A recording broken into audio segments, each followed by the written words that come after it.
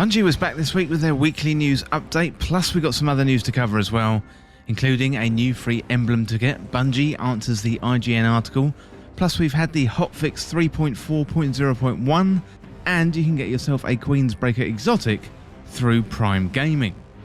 Well, if you're new around here or find this useful, don't forget to hit that subscribe button down below for all the latest Destiny 2 content and turn on notifications by hitting that bell. Well, without further delay, let's dive right into the news. So, first up, we've got the Heliotrope Warren Emblem. So I did put out a quick short video on how to get this yesterday, but it is worth going over that again because it is a really nice emblem. So the Heliotrope Warren Emblem is a new emblem in Destiny 2, and Bungie released some clues on Twitter, and then everyone has been rushing to get it this week. So the code was hidden across 3 images posted on the Bungie Twitter account detailing the iconic weapons of the past. So people then put the code together and we get this new emblem. So in order to claim it and redeem the Heliotrope Warren Emblem in Destiny 2, you need to enter the code L7TCVV3RD and then head on over to the Bungie.net website and enter that code. So when you've done that, you launch Destiny 2, go to the character menu, head to Collections, then Flare, then General, and in the General menu you should be able to locate the Heliotrope Warren Emblem, and then simply select it and it's yours. Well, next up, let's dive into the This Week at Bungie update on the 16th of December 2021, and first up we got the IGN article, and Bungie said late last week an article was posted by IGN reporting on stories and experiences from several current and former employees here at Bungie. So our CEO Pete Parsons responded to the contents that were shared within that article and laid out the significant changes that we've made and areas which we will continue to improve. We're nowhere near where we want to be, but we are committed to working towards diversity, equality and inclusion in our studio and the community at large.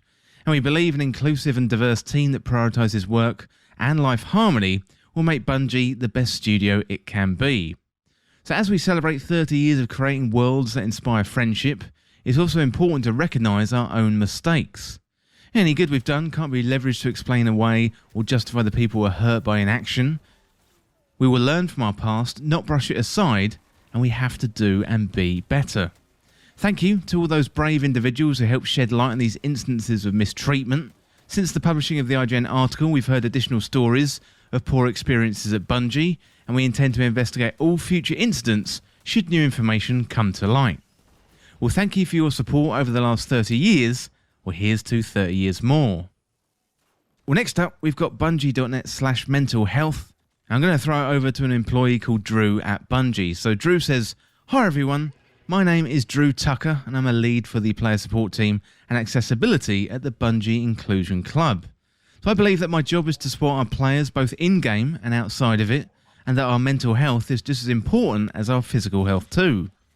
To help our players and to destigmatise mental health, we've been gathering resources together for the past 6 months to create a mental health resource article. So almost every Destiny region is represented in some fashion, and everyone can visit it at bungie.net/mental health. So while the project isn't complete, we wanted to share it with everyone early with the hope that these resources will help someone who needs them. You can also get a Destiny 2 mental health kit from Guardian's Mental Health, who also help with the article. And for those struggling with mental health issues, please remember that you are not alone." Well, next up we got the Dawning. So Eva Levante has returned to the tower and brought with her the cold weather and warm cookies straight out of the oven, and the Dawning kicked off this week. So Bungie have got a full article covering the festivities, and you can find that on Bungie.net, and there's new quests to complete, cookies to bake and a new stasis sword to earn. Well, the tower is looking magical for the event, snowballs are back, and this time they have extra combat effectiveness. So talk to Eva in the tower to get started, and the Dawning runs until the 4th of January 2022. Well, next up, we've got Prime Gaming. So this week we rolled out another set of Prime Gaming rewards, and this month you can grab a powerful linear fusion rifle and a good looking ornament to go with it.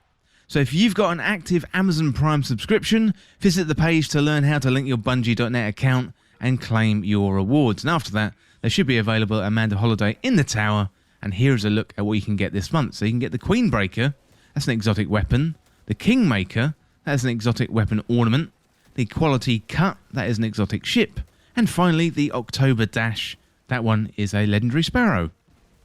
Well, next up we have an update from the player support team, and Cosmo said in the update, let's all give him a round of applause in the player support team, so they do a wonderful job of tracking issues and creating important guides with the info that you need. So first of all, we've got the Twitch bounty shader. So they're currently investigating an issue where players are not being rewarded the Watcher's Shade shader upon completing the gift sub bounty in Destiny 2's Twitch extension. So players who did not successfully receive the shader, along with their other bounty rewards, will be able to acquire the shader from Amanda Holiday once the issue is resolved in future updates. Next up, we've got the Taskmaster Triumph. So the Taskmaster Triumph and Moments of Triumph will not gain progress when completing bounties from destination vendors. This includes vendors such as Devrim in the EDZ, Variks on Europa, etc, etc. And to ensure progress is recorded for the Triumph, players should make sure to complete non-destination vendor bounties, such as those from Zur, Shaxx or Zavala. Well, next we got Hotfix 3.4.0.1 resolved issues. So on December the 15th, Hotfix 3.4.0.1 was released to the world, and this hotfix resolved several issues, including so players can now reclaim the strange key from Zur if it's been deleted. The Paraversal Prize Triumph now correctly unlocks for players who earn the Forerunner Exotic Weapon. And then we got players who lost their streetwear bundles due to full inventory can now reclaim them from Zur. We've also got a few known issues as well, so while we continue investigating the various known issues, here's a list of the latest issues that have been reported to us on the Help Forum. So the Challengers Proving 5 quest may no longer unlock for players after completing the Challengers Proving 4. And the Poison Wing Spread ornament for Le Monarch has an arrow permanently knocked while stowed, and we are investigating reports of slow menu and UI load times. Rally flags don't fully fill up Tier 1 and Tier 2 superbars, and datapads may no longer be able to be scanned in Presage. And we are also investigating reports of random crashing on the PlayStation platform. Well, let me know in the comments what you think of all the latest news from Bungie and also in the world of Destiny 2. And as always, thank you so much for watching. For more Destiny 2 content like this, hit that subscribe button down below and subscribe to This Week in Video Games. If you want to join the community, check out the Discord link in the description, or you can follow me on Twitter at TWIVGPodcast. If you enjoyed this video, found it useful, liking and sharing the video would really help me out. Otherwise, check out the other videos on the channel. Thanks again. See you soon.